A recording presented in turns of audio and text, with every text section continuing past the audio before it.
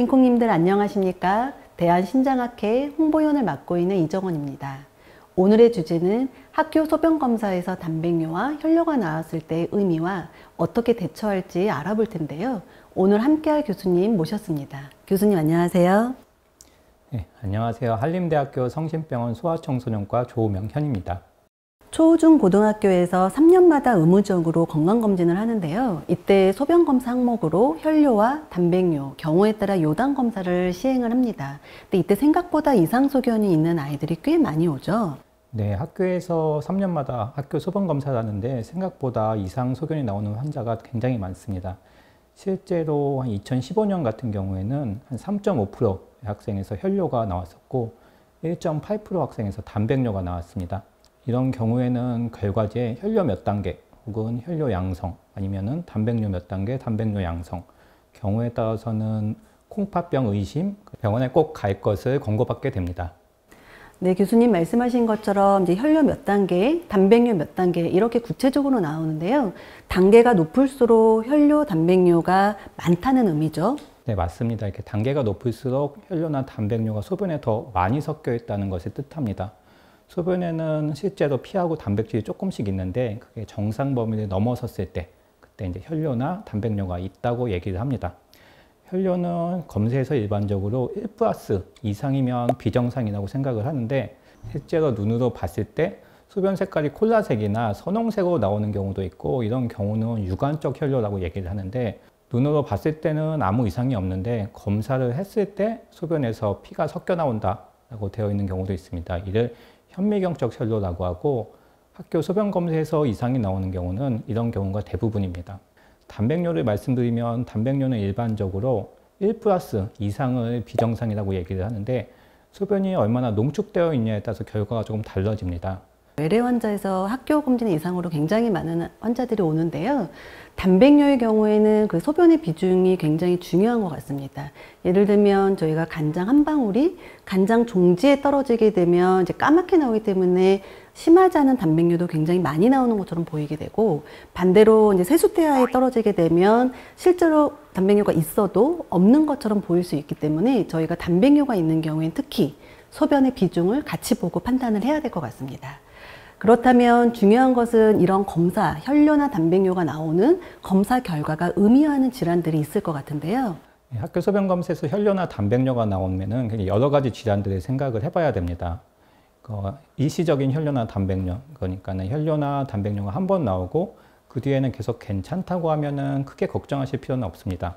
그렇지만은 혈뇨나 단백뇨가 지속적으로 나온다면은 콩팥병을 포함해서 여러 가지 질환들을 생각을 하셔야 됩니다.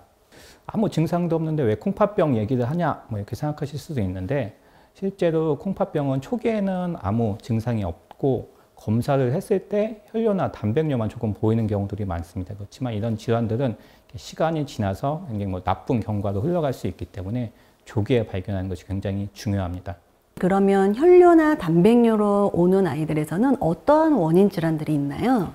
혈뇨가 나오는 질환들은 굉장히 여러 가지가 있는데 대표적인 사구체 질환인 IgA 신병증이나 얇은 기저막병증, 알포트 증후군 같은 질환들도 있고 고칼슘요증이나 요로 감염 또는 선천적인 콩팥요로 기형 같은 여러 가지 원인들이 있습니다. 지속되는 단백뇨도 원인이 굉장히 많은데 가장 흔한 원인은 기립성 단백뇨가 있고 그 외에 앞에 말씀드린 그 사구체 질환들 또는 콩팥에 있는 세뇨관에 질환이 생겼을 때도 발생할 수가 있습니다. 그리고 제가 말씀드린 것 이외에도 혈뇨나 단백뇨를 일으키는 질환들은 굉장히 많기 때문에 꼭 전문의와 상의를 해보셔야 됩니다. 네, 교수님 특히 단백뇨로 오는 환자들 중에서 기립성 단백뇨 환자들이 굉장히 많잖아요. 근데 기립성 단백뇨에 대해서 좀 자세하게 설명 부탁드립니다. 네, 말씀해 주신 것처럼 기립성 단백뇨는 굉장히 중요한 주제입니다. 왜냐하면 단백뇨가 계속 나오는 학생들 중에 가장 많은 수가 기립성 단백뇨 때문에 생기는 겁니다. 계속 나오는 단백뇨 환자 중에 3분의 2 정도는 원인이 기립성 단백뇨인데 기립성 단백뇨는 이름 그대로 기립했을 때, 즉 서 있었을 때 단백질이 나오고 누워 있을 때는 단백질이 안 나오는 것을 말하는 것이고 검사를 했을 때는 아침에 검사하면은 소변에서 단백질이 안 나오지만 정상 소견이 나오지만은 낮에 검사했을 때는 단백뇨가 검출이 됩니다. 기립성 단백뇨는 일반적으로는 건강에는 크게 문제가 없다라고 생각되기 때문에 추가적인 처치는 필요하지 않고 주기적으로 경과 관찰만 하시면 됩니다. 기립성 단백뇨뿐만 아니라 건강한 학생들에서도 일시적으로 혈뇨와 단백뇨가 나타날 수 있죠. 네, 일시적으로 혈뇨와 단백뇨가 나타나는 게 굉장히 많습니다. 앞에 말씀드린 것처럼 기립성 단백뇨도 많지만 그것보다 더 많은 게 일시적인 혈뇨와 단백뇨인데, 어떠한 때에 일시적인 혈뇨와 단백뇨가 있냐 말씀드리면은 운동을 너무 많이 했을 때, 혹은 열이 난다든지 어디에 감염이 되었을 때, 그 외에도 굉장히 여러 가지 원인에서 건강한 학생들에서도 일시적으로 혈뇨나 단백뇨가 나올 수가 있습니다. 일시적인 혈뇨나 단백뇨 같은 경우는 크게 걱정하실 필요가 없습니다. 이런 경우는 건강에는 아무 문제가 없습니다. 보통 부모님들이 학교 건강검진 이제 통지서를 받으셔서 혈뇨와 단백뇨가 이제 나오게 될 때 너무 과도하게 또 걱정을 하시는 부모님들도 계시고, 또 뭐 괜찮겠지 하고 또 너무 편하게 생각하시는 경우도 있는데, 아마 부모님들이 이걸 판단하기는 쉽지는 않을 것 같습니다. 반드시 전문의 진료를 받아야 되겠죠? 꼭 전문의 진료를 받으셔야 됩니다. 그리고 병원에 가시면은 굉장히 여러 가지 검사를 하게 되는데 개인의 상태에 따라서 필요한 검사들은 다 다릅니다. 그래서 기본적으로 병원에 가시면 소변 검사를 먼저 하시게 됩니다. 그리고 소변 검사를 하셔서 만약에 혈뇨나 단백뇨가 없다라고 하면은 일단 주기적으로 한 번 정도 더 검사를 해볼 수가 있고, 계속 혈뇨나 단백뇨가 나온다라고 하면 추가 검사를 하셔야 되는데, 일반적으로는 혈액 검사하고 콩팥 초음파를 시행하게 됩니다. 이 혈액 검사하고 콩팥 초음파를 시행하면은 감염이 있는지 아니면 콩팥 기능은 괜찮은지, 그리고 영상학적, 그러니까 콩팥의 모양이나 그런 거에 특별히 문제가 없는지 확인할 수가 있습니다. 만약에 환자의 상태가 사구체 질환이 의심이 된다라고 하면은 확진 검사를 위해서 콩팥 조직 검사를 시행할 수가 있고, 가족들이 비슷한 증상이 있다든지 아니면 조금 이상한 증상이 동반이 된다든지 하면 유전 검사를 하는 경우들도 있습니다. 혈액 검사나 초음파 검사 이상이 없지만 혈뇨가 지속되는 아이들도 꽤 많이 있는데요. 그럴 때 부모님들은 굉장히 불안해 하십니다. 그럴 때는 어떻게 교수님 설명을 하시나요? 네, 교수님 말씀해 주신 것처럼 혈뇨가 계속되는데 혈액 검사나 초음파를 진행했을 때 아무 이상이 없는 경우들이 굉장히 많이 있습니다.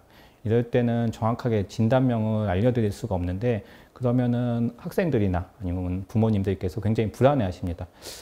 나는 무슨 문제가 있긴 있는 것 같은데 정확하게 뭐라고 얘기는 안 해주고, 그러면은 굉장히 불안해 하시는데, 실제로 혈뇨가 있어도 나쁜 질환을 시사하는 소견이 없다면은 그거는 현재는 건강상의 문제가 없다는 것을 뜻하기 때문에, 이럴 때는 나쁜 소견이 새로 생기는 게 없는지 계속 병원에서 주기적으로 관찰만 하셔도 괜찮습니다. 지금 말씀 주신 것처럼 나쁜 질환을 시사하는 소견 굉장히 중요할 것 같은데요. 어떠한 증상들이 있나요? 대표적으로는 단백뇨가 많이 나온다든지, 아니면 혈뇨와 단백뇨가 같이 나온다든지, 콩팥 기능이 좀 낮게 나온다든지, 아니면 나이에 비해서 혈압이 높게 나오는 경우도 해당이 되고, 그 외에도 만성적으로 피곤해한다, 그런 것도 증상이 될 수 있습니다. 이런 거를 확인하기 위해서는 꼭 전문의 진료를 받으셔야 됩니다. 혈뇨만 지속되는 경우 다른 검사에 이상이 없다면 저희도 특별하게 진행하는 병이 아닌 양성 질환이기 때문에 너무 걱정하실 필요는 없다고 이제 안심을 좀 시켜드리는데요. 교수님이 지금 설명 주신 것처럼 나쁜 소견, 즉 혈뇨와 단백뇨와 같이 동반되거나 혈압이 높거나 신기능이 저하되거나 만성 피로감이나 부종 등의 전신 증상이 있을 때에는 저희가 조금 더 정확한 원인을 찾도록 하는 경우가 많이 있습니다. 실제적으로 저도 최근 학교 검진에서 잠열로 왔던 환자가 추적 관찰을 하다가 계속 이제 잠열만 있기 때문에 어머님들이 또 잊어버리고 외래를 내원 안 하시다가 다시 학교 검진에서 혈뇨랑 단백뇨가 오셔서 몇 년 만에 오셨거든요. 그래서 그 환자를 조직 검사를 했더니 결국 IgG 신병증으로 진단된 환자가 있었는데요. 이렇게 꼭 특별한 치료를 안 하더라도 병원에는 반드시 주기적으로 내원해야 되죠. 네, 반드시 그렇게 하셔야 됩니다. 그러니까 증상이 없고 병원에 가도 특별하게 뭐 약을 주거나 치료를 안 하는 경우에는 내가 과연 병원에 가서 뭘 하나, 뭐 별거 아닌 것 같은데 이렇게 생각하시면서 그냥 자의적으로 병원에 안 오시는 경우들이 있는데, 절대 그렇게 하셔서는 안 됩니다. 처음에는 경미한 혈뇨 외에 아무런 증상이 없는 환자들도 시간이 지남에 따라서 이렇게 나쁜 증상이 하나둘씩 생기는 경우가 있습니다. 네, 그런 변화를 조기에 관찰을 하고 진단을 하게 된다면은 치료가 적절히 이루어질 수 있지만, 그런 것을 놓친다면 나중에는 굉장히 예후가 안 좋아질 수가 있습니다. 이렇게 학교 검진에서 혈뇨나 단백뇨로 내원하시는 경우에 집에서 특별히 더 조심해야 될, 주의해야 될 상황이 있을까요? 네, 굉장히 어머니들께서 많이 물어보시는 질문인데, 일단은 혈뇨나 단백뇨가 나오면 걱정을 많이 하시게 되고, 그러면 병원에서 내가 아기들한테 도움이 되기 위해서 어떠한 것을 해야 될까 고민을 하시는데, 이거는 꼭 해야 된다라고 일괄적으로 말씀드릴 수 있는 건 없고, 그냥 환자를 진료하신 의료진의 말씀을 따르시는 것이 가장 좋습니다.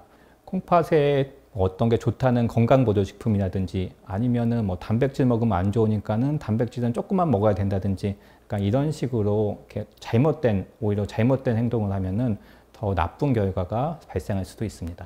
이렇게 학교 소변 검진에 대해서 오늘 자세하게 설명해 주셨는데요. 학교 소변 검사에 이상이 있는 환자나 부모님들께 당부하고 싶은 말씀이 있으시면 부탁드립니다.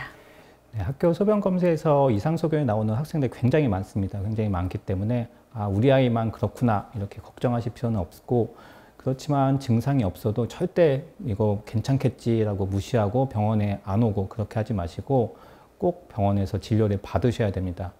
일부 환자에서는 아무 증상이 없다고 해도 심각한 콩팥병이 발견되기도 합니다. 그렇지만 또 하나 꼭 말씀드리고 싶은 거는, 너무 걱정을 미리 많이 하실 필요는 없다라고 말씀드리고 싶은 게, 이렇게 혈뇨나 단백뇨가 온 학생들을 쭉 분석을 해보면은 실제로는 아무 문제가 없는 학생들의 비율이 훨씬 많습니다. 그렇기 때문에 미리 너무너무 걱정하고 병원에 올 때부터 그렇게 하실 필요는 없습니다. 그렇지만 어떤 게 괜찮은지 어떤 게 괜찮지 않은지 구분하는 것은 쉽지가 않기 때문에 꼭 전문의 진료를 받으셔야 됩니다. 그리고 제가 말씀드린 내용은 콩팥지킴이 사이트라고, 여기에 더 자세히 있으니 궁금하신 부분이 있으시면은 방문하셔서 읽어보시면 많이 도움이 되실 것 같습니다. 오늘 내용이 도움이 되셨다면 구독, 좋아요, 알림 설정 부탁드립니다.